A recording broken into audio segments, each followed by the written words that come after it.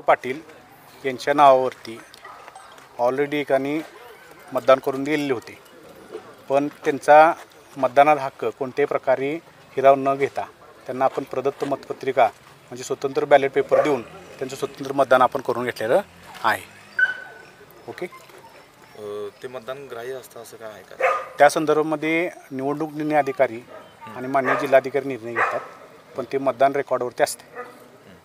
आणि दुसरा प्रश्न असा आहे की या ठिकाणी बोगस मतदान झाल्याचा आरोप काही पदाधिकाऱ्यांनी केला. या संदर्भामध्ये आम्ही निवडणूक निर्णय अधिकाऱ्यांना विचारणा केलेली होती आणि माननीय निवडणूक निर्णय अधिकारी यांनी असं सूचित केलेलं आहे की ज्या अर्थी जे कोणी मतदार त्या आम्हाला जे ही दिले आहेत, नावाची यादी दिली आहेत, चिन्हांकित मतदार यादी आहे, तर त्या चिन्हांकित मतदार यादीमध्ये त्यांचं जर नाव असेल तर त्यांना आपण मतदानापासून रोखू शकत नाही किंवा कोणत्याही प्रकारचा तुम्ही अमुकच एका ओळखीचा पुरावा दिला पाहिजे अशी आपण सक्ती करू शकत नाही.